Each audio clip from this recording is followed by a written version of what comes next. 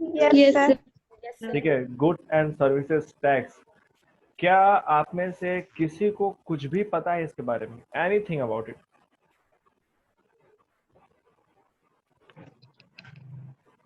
कुछ भी?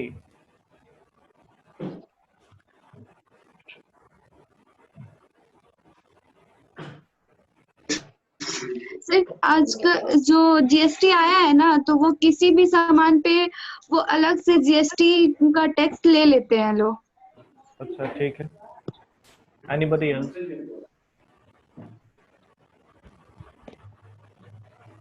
अच्छा, एक बात बताइए, आप सभी लोग से प्रश्न है मेरा। टैक्स यानी कि कर, है ना? टैक्स क्या होता है? What is tax?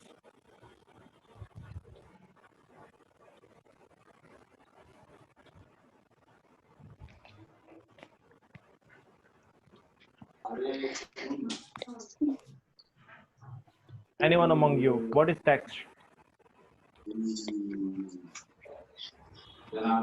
Sir tax is the one of most common financial term होता है। इससे तो मीनिंग कुछ दिखा नहीं। हाँ इससे तो कोई मीनिंग नहीं ड्रॉ हुआ, कोई मीनिंग नहीं सर निकल बता रहा है। रहे, tax are the one of the primary resource of the income for the government through which is useful various project and in. See, एक minute, forget about the internet content that you are reading right now. Okay, I'm asking in a normal way. Layman language समझते हैं आप लोग?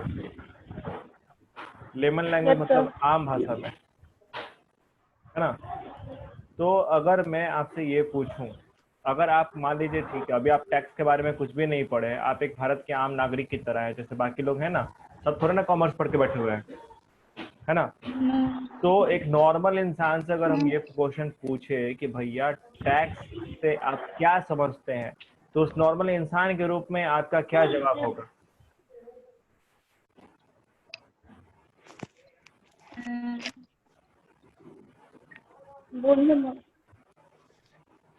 आप लोग already I guess 14 साल से कम का तो कोई होगा नहीं यहाँ बैठा हुआ, है No, ना? sir. Everybody is touching there 14 और 15, 14-15 साल के बीच में होंगे, 15 साल के आसपास होंगे मैक्सिमम लोग जितने बैठे हुए हैं। 3 साल के बाद, once you attain the age of 18 years, right,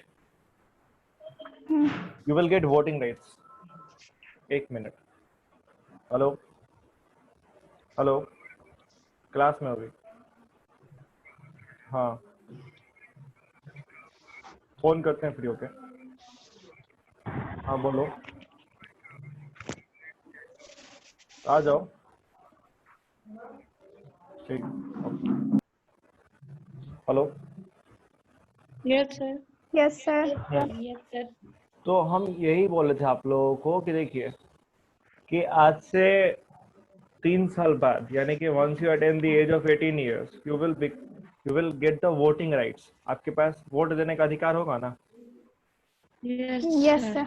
तो अगर आपको सोचिए, एक नागरिक के रूप में आपको नहीं पता है कि टैक्स या कर क्या होता है, तो गवर्नमेंट तो खेल जाएगी ना आपके साथ, आपको पता भी नहीं चलेगा। हमारे यहाँ सारा सिस्टम खराब होने का जो रीजन है बिहार में, है ना, सब कुछ चौपट है। इसका एक बहुत बड़ा कारण ये भी तो है कि हम खुद चौपट हैं। वी डू नॉट थिंक, क्योंकि यहाँ पे आप समझते ही नहीं है कि आपके लिए जो चीजें आपसे जुड़ी हुई हैं डायरेक्टली, आप उसके बारे में कुछ भी नहीं जानते हैं, है ना? जैसे टैक्स है, ऑब्वियस सा बात है, सामान जैसे पेट्रोल है आज के टाइम में, तो पेट्रोल लगभग 84 रुपीज पर लीटर मिलता है अभी के टाइम में। आपको पता है इस 84 में पेट्रोल का दाम हार्डली होगा तो 35 रुपीज होगा पर लीटर, बाकी सब टैक्स है। Yes, sir. You having such idea? So the basic question is, क्योंकि हम लोग को बात करना है गुड्स एंड सर्विसेज टैक्स के बारे में, तो इसमें वर्ड पहले टैक्स आ रहा है ना, पहले we should know what exactly tax means. Tax होता क्या है? तो टैक्स क्या है? टैक्स एक कंपलसरी पेमेंट है। क्या है? Compulsory payment. कंपल्सरी पेमेंट है, वॉलंटरली नहीं है, मतलब कि आपके मन मर्जी पे नहीं है, आपको देना ही पड़ेगा। आपको क्या करना पड़ेगा? देना ही पड़ेगा। कंपल्सरी पेमेंट है, ठीक है। पेड बाई पर्सन और इंस्टीट्यूशन, पर्सन और इंस्टीट्यूशन टू द गवर्नमेंट। एक कंपल्सरी पेमेंट के रूप में जो अमाउंट पे किया जाता है लोगों के द्वारा, पर्सन्स के द्वारा या संस्थानों के द्वारा, जैसे कंपनी है, बिजनेस है, जो भी है, ठीक है, इनके द्वारा जो कंपल्सरी पेमेंट किया जाता है उसी को क्या कहते हैं? टैक्स कहते हैं, ठीक है। क्योंकि अगर सरकार आपके ऊपर टैक्स लगाती है तो आपको क्या करना पड़ेगा? पे करना पड़ेगा, है ना। अब मुद्दा उठा है क्यों पे करें या क्यों टैक्स पे करना। बताइए आप लोग, क्यों टैक्स पे करना? वाई टू पे टैक्स? गवर्नमेंट आपको बोले नहीं कि भैया तुम, हाँ बोलिए बोलिए बोलिए। हमारे विकास के लिए वो टैक्स आपके विकास के लिए कैसे कैसे कैसे काम करता है? मतलब हमारे शहर या फिर जो भी है उसको इम्प्रूव करने के लिए। उसको इम्प्रूव करने के लिए, राइट। ठीक है, गवर्नमेंट के पास कोई पैसा का पेड़ नहीं लगा हुआ है, बात समझ रहे हैं? गवर्नमेंट, अगर मैं आपसे एक सवाल पूछूं कि सरकार या गवर्नमेंट, इससे आप क्या समझते हैं? पूरा सिविक्स तुम लोग पढ़ के आ रहे हो लोग ना? Yes sir. हाँ, पूरा 6, 7, 8 यही पढ़ा है sir, political system. So what do you mean by government?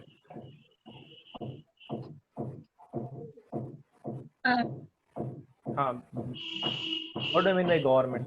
सरकार क्या है?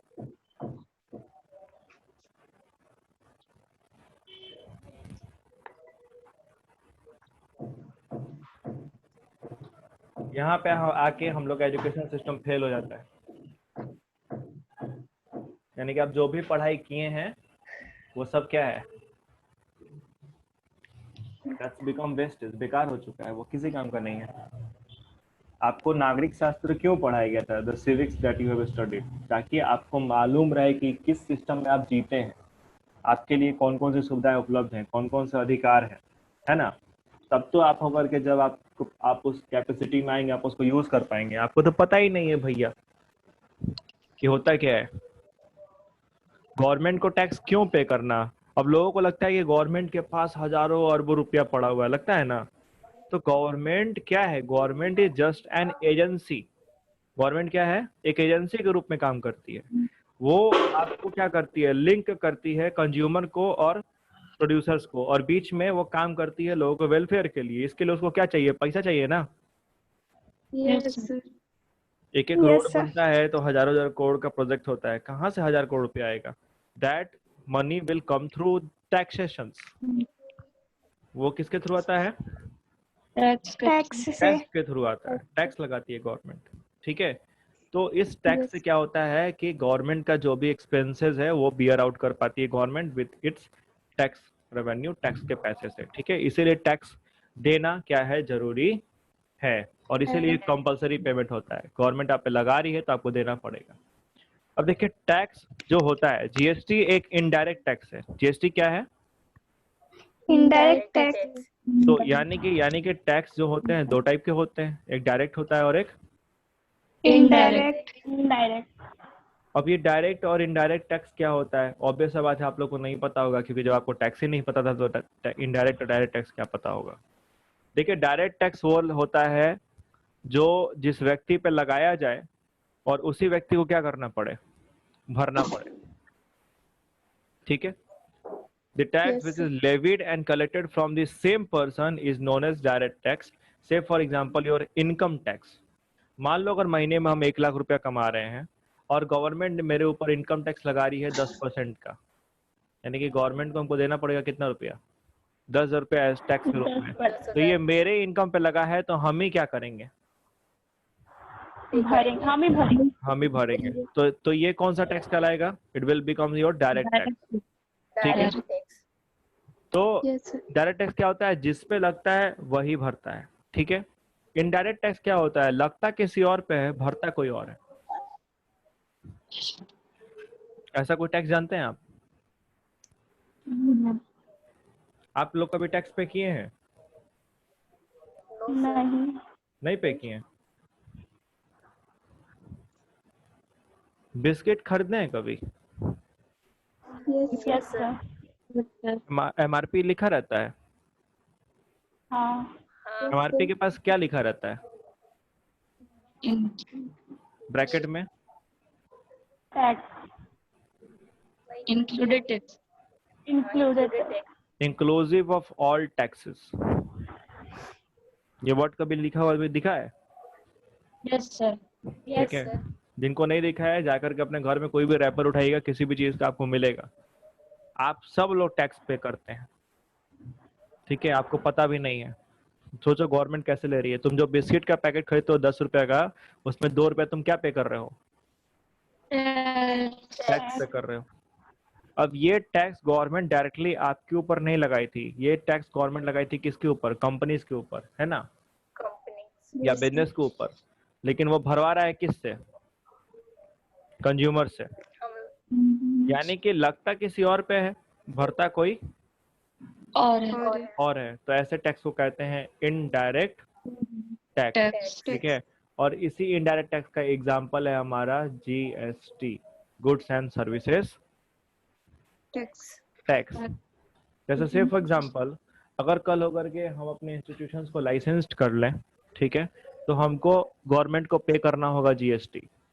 तो फिर तब क्या होगा कि जो भी आपका इंस्टीट्यूशन के हिसाब से टैक्स बनेगा 5% या 8% जो भी रेट है, तो आपका जो भी फी कलेक्ट होगा उसके साथ क्या करना पड़ेगा हमको? जो भी टैक्स बनेगा हम टैक्स जोड़ करके आपका बिलिंग करेंगे। बात समझ रहे हैं? यानी कि गवर्नमेंट जो जीएसटी वसूलेगी वो वसूलेगी किससे? मेरे से। Yes. वो लगाएगी किसके ऊपर? मेरे ऊपर। लेकिन हम उस टैक्स बर्डन को ट्रांसफर कर देंगे किसके ऊपर? आप लोगों को। कंज्यूमर। हाँ, you are the consumer of teaching services, you will pay the tax। तो यहाँ पे लगता किसी और पे है, भरता कोई और। ये चीजें समझ गए कहानी जीएसटी तक आने की? Yes, sir. क्योंकि ये समझाना बहुत जरूरी था, ये स्ट्रक्चर। ये नहीं समझिएगा ना तो होता क्या है कि बच्चा लोग स्कूल में जाता है, सीधे स्कूल में बड़बड़ा दिया जाता है कि GST is a comprehensive tax, destination based tax. कुछ समझ में ही नहीं आया कि क्या पढ़ा दिया गया। ठीक है, पहले पता तो हो कि जीएसटी तक आने का रास्ता क्या है। तो टैक्स समझे, फिर हमने समझा कि टैक्स दो टाइप के होते हैं, डायरेक्ट टैक्स और इनडायरेक्ट टैक्स। Indirect. यानी कि इनडायरेक्ट टैक्स, और ऑब्वियस है कि बात है कि ये चीजें जो इनडायरेक्ट टैक्स होता है वो किस पे लगता है? तो लेविड ऑन, लेविड मतलब लगाना, LEVIED। ये लगता है लेविड ऑन किस पे? Goods and services. Services. Okay, clear है? Yes, sir. Okay, now let's move to goods. GST. GST is a destination-based tax on the consumption of goods and services. It is proposed to be levied at all stages, right from the manufacturer up to the final consumption, where credit of taxes paid at previous stages available as set off. ठीक है? अब देखिए ऐसा ऐसा बात लिखा है कि आपको पढ़ के मेरे ख्याल से एक लाइन भी समझ में नहीं आएगा। आप लोग को पढ़ के कुछ भी समझ में आ रहा है खुद से? नहीं। ठीक है, देखिए जीएसटी बोलता है कि एक डेस्टिनेशन बेस्ड टैक्स है। डेस्टिनेशन मतलब जहां पे जाके यात्रा क्या होती है, खत्म होती है, डेस्टिनी, है ना। डेस्टिनी से ही डेस्टिनेशन बना हुआ है। तो बोलता है कि देखिए जीएसटी में बोलता है ना कि जहां पे फाइनल कंजम्पशन होगा वहीं पे टैक्स लगेगा। यानी कि जहां पे अंत में सबसे आप अंत में जहां पे गुड्स या सर्विसेज कंजम्पशन होगी जिस जगह पे, वहीं पे टैक्स क्या करना है? पे करना है। ठीक है, तो यहाँ पे बहुत ही कॉम्प्लिकेटेड डेफिनेशन दिया हुआ है। आप सिंपल शब्दों में समझिए कि goods and services tax is an indirect tax. क्या है? It's an indirect tax. ठीक है, indirect. Levied on the supply of goods and services. एक काम करो, कॉपी है तुम लोग के पास? Yes, sir. हाँ तो Yes, कॉपी, sir. हाँ तो कॉपी में लिखो, हम बोल रहे हैं क्योंकि यहाँ पे जो लिखा हुआ है ना, इतना कॉम्प्लिकेटेड कंटेंट दिया हुआ है कि आपके समझ में ही कुछ नहीं आएगा। तो हम लिखवा देते हैं।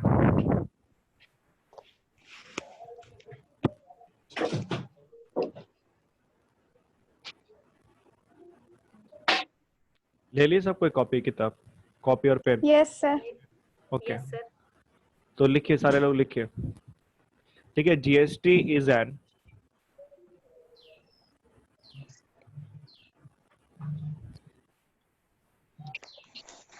GST is an,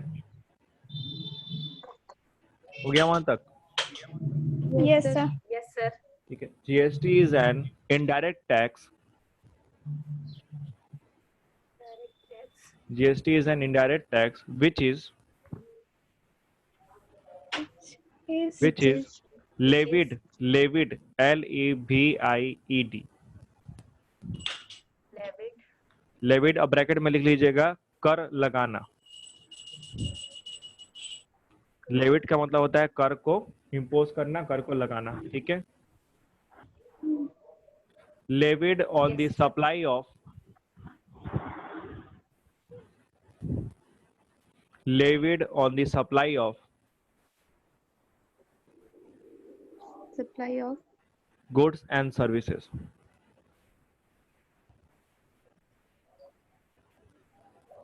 levied on the supply of goods and services. Services, ठीक है, लिख लिए?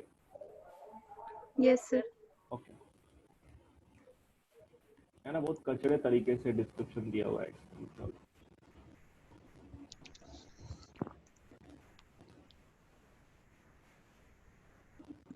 थोड़ा सा एक पेज ऐड करना पड़ेगा, थोड़ा सा आपको सिस्टम समझा दे इसको, इसमें चौपर तरीके से दिया हुआ है।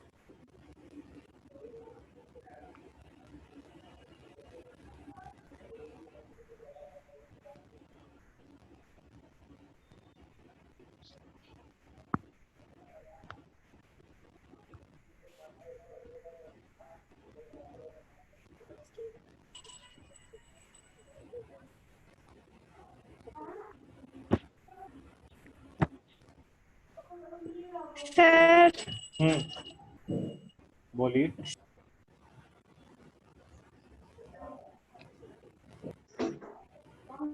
क्या हुआ ऋतिका?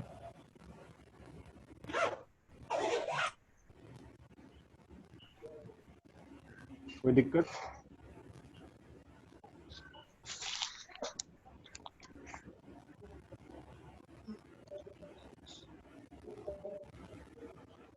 तो प्रॉब्लम है आप लोग को? सर एनसीईआरटी के पढ़ाते हैं ना? एनसीईआरटी का बुक है। थ्योरी के लिए एनसीईआरटी ठीक है, तो थ्योरी कर रहे हैं आप लोग, लेकिन आप लोग को बुक लेना पड़ेगा। अगर आप बिहार बोर्ड से पढ़ रहे हैं तो एसके सिंह का ले लीजिए, और अगर आप सीबीएसई बोर्ड से पढ़ रहे हैं तो टीएस अग्रवाल का, अकाउंटेंसी का, ठीक है। बुक मार्केट में अवेलेबल है, ले लीजिएगा तो बेहतर रहेगा, क्योंकि जैसे ही प्रैक्टिकल पोर्शन बिगिन होगा, ठीक है। सर बिहार बोर्ड के लिए कौन सा बुक? एसके सिंह का, ठीक है।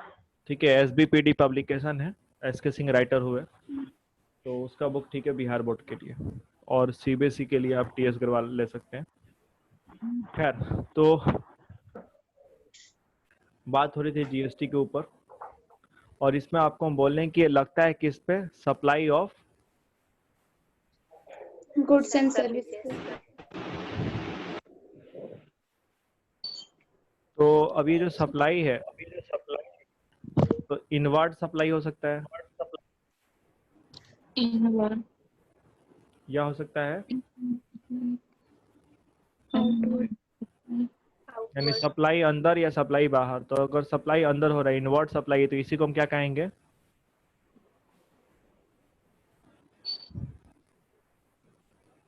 क्या कहेंगे? परचेज। और आउटवर्ड सप्लाई को ही क्या कहेंगे? Sell. सेल। क्या कहेंगे? सेल कहेंगे। ओके। तो इसके अलावे अगर हम बात करें टाइप्स ऑफ जीएसटी पे, किस पे? Type of. तो देखिए, पहले क्या था ना, स्टेट गवर्नमेंट अपना अलग टैक्स लगाती थी, सेंट्रल गवर्नमेंट अपना अलग टैक्स लगाती थी, ठीक है। अब इसके चक्कर में क्या था कि हर राज्य अपना अपना टैक्स लगाते लगाते सामान का दाम क्या हो जाता था? बहुत महंगा हो जाता था, ठीक है। तो अब बोला गया कि देखो भैया, अब क्या होगा, टैक्स तुमको अलग अलग नहीं लगेगा, टैक्स लगेगा एक साथ, ठीक है। उसका आधा पोर्शन जाएगा स्टेट को, आधा पोर्शन जाएगा सेंट्रल को, ठीक है। तो जो टाइप ऑफ जीएसटी है ये 3 है। एक है सी जीएसटी, एक है SGST, एक है IGST। कहीं कहीं SGST हमारा UTGST हो जाता है। UTGST मतलब यूनियन टेरिटरी GST, ठीक है। तो CGST और SGST ये लगता है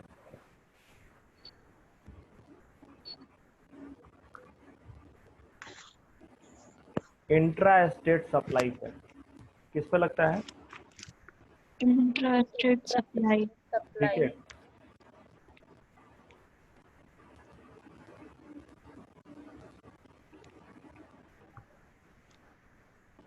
एक राज्य के अंदर, जैसे अगर आप सीवान से पटना बेचे सामान, ठीक है, पटना माल बेचना है या पटना से सीवान लाके बेचना है, तो उस पे कौन सा टैक्स लगेगा?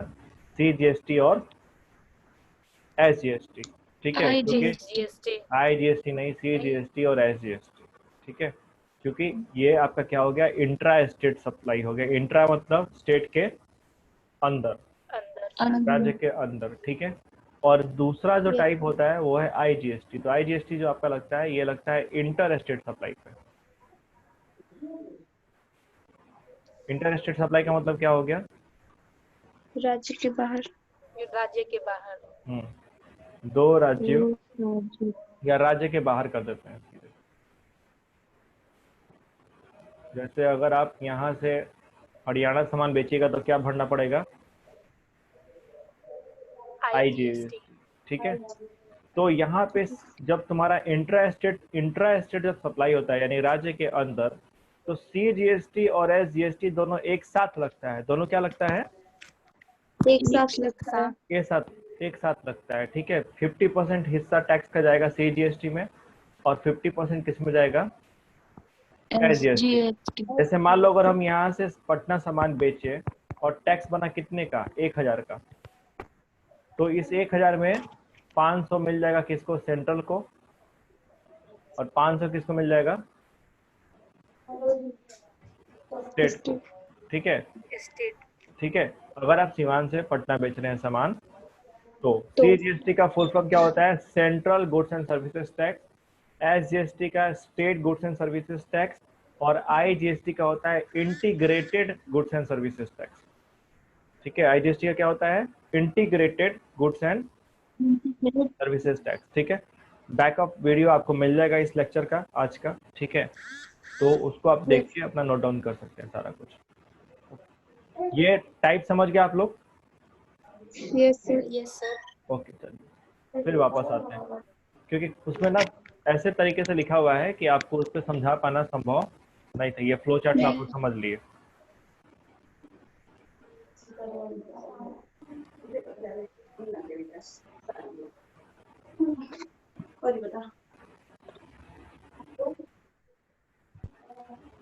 ठीक है। तो यही बोल रहा है कि पहले के समय में इतने सारे इनडायरेक्ट टैक्सेस थे, सर्विसेज टैक्स था, excise duty, central sales tax, ये सब पहले टैक्सेस लगते थे। सेंट्रल गवर्नमेंट अलग लगाती थी, स्टेट गवर्नमेंट क्या करती थी?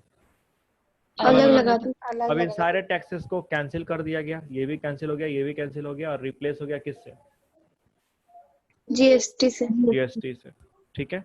और तो यही इनडायरेक्ट और डायरेक्ट का डायरेक्ट टैक्स के रूप में आपको दिया ना, इनकम टैक्स, जिस पे लगता है वही क्या करेगा? पे करेगा, ठीक है। तो फटाफट हम लोग फीचर्स देखते हैं। GST क्या है? GST is a common law procedure through out the country under the single administration. तो पहले क्या था? हर स्टेट का जो GST का जो टैक्स कलेक्शन का ये था, वो हर स्टेट का अलग अलग था, है ना। लेकिन GST आने के बाद इसको सिंगल एडमिनिस्ट्रेशन के अंदर डाल दिया गया। मतलब ये हो गया कि पूरे देश में आप कहीं से कहीं सामान बेचिए, कोई भी बिजनेस कीजिए, आपको कोई प्रॉब्लम होने वाला नहीं है। आपको एक बार GST के रूप में टैक्स पे कर देना है, काम क्या हो गया? खत्म हो गया, ठीक है। फिर बोला GST is a destination based tax. Destination based tax मतलब कि जहाँ पे फाइनल कंजम्पशन होगा गुड्स का या सर्विसेज का, टैक्स वहीं पे जो उसको करेगा ना फाइनल कंजम्पशन, उसी को टैक्स क्या करना पड़ेगा? देना पड़ेगा, ठीक है। And levied at single point at times of consumption of goods and services by the end user. बोल रहा है ना एंड यूजर। एंड यूजर मतलब क्या हो गया? अंतिम जो कंज्यूमर है वो, ठीक है। Yes sir. GST is a comprehensive levy and collection of both and goods and services at the same rate with benefit of input tax credit। ये input tax credit क्या होता है? कि जैसे मान लो अगर हम सेलर हैं, हम कौन है, सेलर है, तो हम 1000 का सामान खरीदे और 1000 के सामान पे हम 100 रुपए क्या किए, टैक्स पे किए, ठीक है। अब इस 1000 के सामान पे हम 200 का मार्जिन लगा रहे हैं, तो 1200 रुपये हो गया ना, मतलब 200 हम अपना प्रॉफिट जोड़ रहे हैं। अब अगेन 10% का हमको टैक्स रेट पे करना है, तो अब फिर कितना टैक्स बन रहा है, 120 रुपया। 120। तो जीएसटी में आपको क्या प्रोविजन दिया गया ना, कि चूंकि हम पहले कितना टैक्स पे कर चुके थे,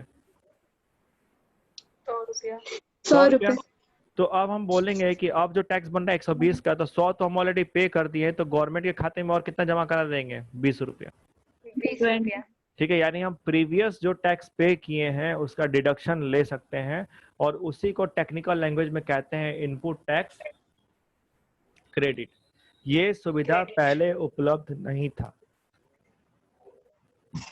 पहले ये सुविधा उपलब्ध नहीं था। नहीं था। जैसे पहले क्या है कि पहले मान लो अगर आप सामान खरीदे दिल्ली में, दिल्ली से माल खरीदे, फिर यूपी क्रॉस किया, फिर बिहार में आएगा, तो अब दिल्लियों में टैक्स पे किए, यूपी में पे किए, तब ना बिहार में पहुंचा।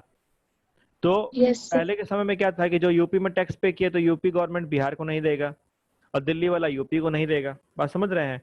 तो सामान का दाम क्या हो जाएगा, बढ़ेगा कि नहीं बढ़ेगा, क्योंकि टैक्स बढ़ेगा वो तो फेंक देगा किसके ऊपर, सामान के ऊपर। यस। लेकिन जीएसटी आने से क्या हो गया कि जो भी आप प्रीवियस टैक्स पे करे होंगे, अगर आप सेलर हैं तो, यूजर की बात नहीं हो रही है, किसकी बात हो रही है, सेलर की, तो आप उस टैक्स का डिडक्शन ले सकते हैं। जैसे अगर आप पहली बार टैक्स पे किए थे 100 रुपए का, अगेन दूसरी बार जो आप बेचने जा रहे हैं टैक्स बर्डन 120 का बन रहा है, तो प्रीवियस जो टैक्स पेड था 100 का उसको माइनस कर दीजिए, बाकी जो बचेगा वो गवर्नमेंट के खाते में जमा कर दीजिए। आपका कहानी क्या हो गया, खत्म हो गया। खत्म हो गया, ठीक है। Yes. Minimum number of rates of taxes does not exist to, ठीक है। और बोला है कि कम से कम जो रेट ऑफ टैक्स होगा वो कितना होगा, 2 होगा। 2 होगा, तो ठीक है। There is no scope for levy of cess, resale tax, additional tax, turnover tax वगैरह वगैरह। सेस क्या होता है, जो आप एक्स्ट्रा टैक्स लगाते हैं ना, टैक्स के ऊपर भी जो एक्स्ट्रा टैक्स लगता है उसको सेस कहते हैं। क्या कहते हैं, सेस। Cess, CSS। या रीसेल टैक्स, या फिर से अगर आप सामान बेचेंगे तो टैक्स दीजिए, एडिशनल टैक्स, ये सब टैक्स का कहानी क्या हो गया, पूरी तरीके से जीएसटी आने के बाद क्या हो गया, खत्म हो गया। खत्म हो अब ये कोई टैक्स नहीं लगेगा। There is no multiple levy of tax on goods and services such as sale tax, entry tax, octroi tax, अगर हम entertainment tax, ये सब टैक्स को तो हटा दिया गया जीएसटी आने के बाद, है ना। इन सब टैक्स के बदले एक सिंगल टैक्स लग रहा है, कौन सा, जीएसटी। तो 18 को टैक्स अब आपको देना नहीं है, पड़ेगा। ठीक है, नहीं पड़ेगा। यस। जो अकाट बकाट इतना सारा टैक्स आप भर रहे थे कि सेल टैक्स भी दो, एंट्री टैक्स भी दो, ऑक्ट्रॉय भी दो, ये सब आपको पे नहीं करना पड़ेगा, ठीक है, क्लियर है। यस। ये कुछ थे advantages of GST. GST. Advantage नहीं, फीचर्स था एक्चुअली, खासियत, ठीक है। करंट फायदा क्या हुआ इस चीज को लाने से, तो बोला introduction of GST has resulted in evolution of multiple types of taxes in the goods and services. तो अलग अलग टाइप के जो अकड़म बकड़म आपके टैक्सेस थे उसको क्या कर दिया गया, खत्म कर दिया गया। ठीक है। GST widens the tax base and increase revenue to the central and state government, ठीक है। टैक्स बेस को यानी टैक्स कलेक्शंस को क्या किया, बढ़ा दिया। टैक्स अब पहले से ज्यादा कलेक्ट होता है जीएसटी के रूप में, और जो एडमिनिस्ट्रेशन है ना, एडमिनिस्ट्रेशन कॉस्ट गवर्नमेंट का, वो बहुत कम हो गया, क्योंकि अब कोई बाबू टाबू का जरूरत नहीं है। जो बाबू लोग होते थे ना ऑफिस में बैठे हुए, यस सर, वो लोग का कहानी खत्म, क्योंकि जीएसटी में सारा चीज क्या है, डिजिटल है, कंप्लीट डिजिटल प्रोसीजर है, टैक्स फाइलिंग से लेकर के टैक्स कलेक्शन से लेकर सारे चीज की, ठीक है। इसमें कोई रोल ही नहीं है आपको ऑफिसर्स लोग का। तो इससे क्या हो गया, एडमिनिस्ट्रेशन पे जो खर्च आता था गवर्नमेंट का, वो पहले से क्या हो गया, कम हो गया। कम हो गया। GST has reduced compliance cost and increases voluntary compliance, ठीक है। compliance cost को कम किया।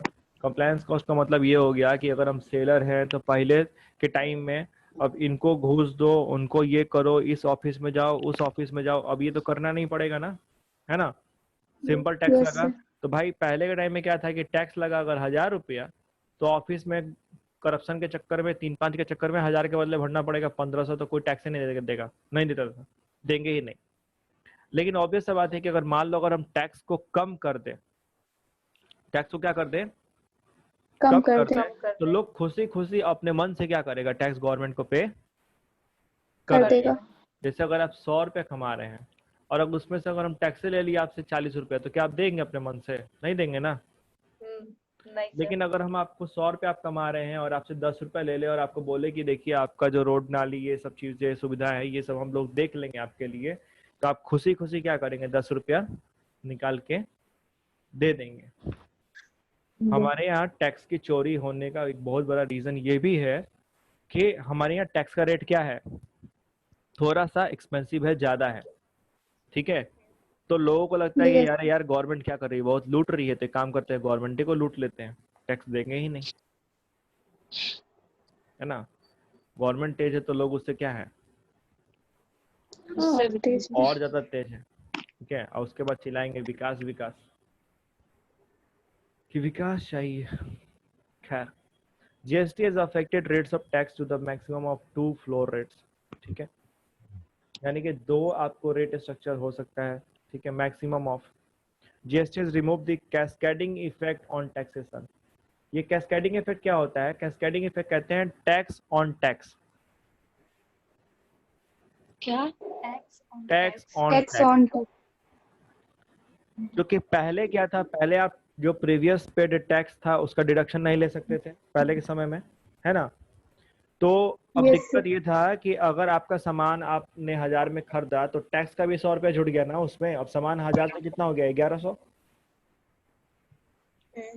तो अब जो अगला टैक्स कैलकुलेट होगा वो तो कितने पे होगा, 1100 पे होगा ना, 1100 पे।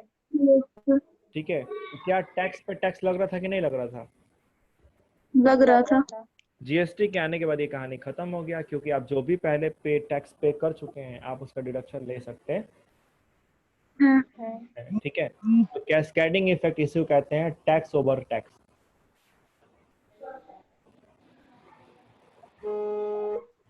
टैक्स ओवर, ठीक है। GST will result in enhancing manufacturing and distribution system, affecting the cost of production and services. Consequently, the demand of production and services will increase, ठीक है। क्योंकि देखिए जीएसटी आने के बाद से टैक्स रेट्स क्या हुए, सस्ते हो गए। पहले से टैक्स क्या हुआ,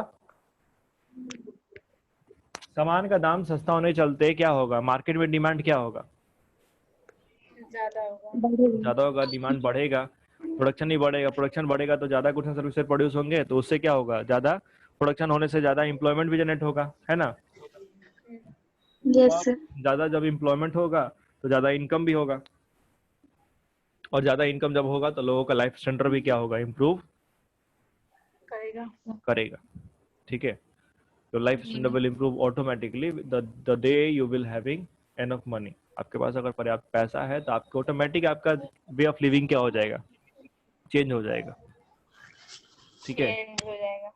तो एक गवर्नमेंट को ये कोशिश करना होता है कि वो क्या करे, अपने लोगों का जो इनकम लेवल है उसको क्या कर सके, रेज कर सके, ठीक है। yes, 7 पॉइंट हमको बोलता है कि it will eventually promote economic efficiency and sustainable long term economic growth as GST is neutral to business processes, business model और national structure and geographical location. तो बिजनेस जो इकोनॉमिक एफिशिएंसी है ना और सस्टेनेबल लॉन्ग टर्म ग्रोथ है, इसको promote किया कौन, जीएसटी, ठीक है।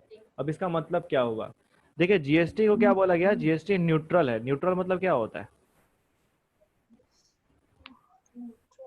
न्यूट्रल मतलब जिसको किसी भी चीज से कोई फर्क उरक नहीं पड़े। तो आप बिजनेस बिहार में कर रहे हैं, कर्नाटका में कर रहे हैं, कश्मीर में कर रहे हैं, दिल्ली में कर रहे हैं, कहीं भी कर रहे हैं, आपका टैक्स का प्रोसीजर क्या होगा, सेम होगा, है ना। ये नहीं कि 18 जगह 18 को टैक्स देना है, हर राज्य का अलग अलग टैक्स सिस्टम है, ये नहीं। अब ये सारा चीज क्या हो गया, हट गया।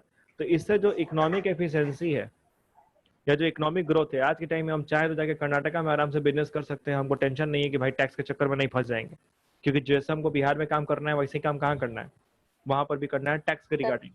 तो क्या काम करना, बिजनेस करना आसान हो गया कि नहीं हो गया? हो गया। ठीक है। हो गया। GST would help to extend competitive edge in the national market for goods and services produced in the country, leading to increased export.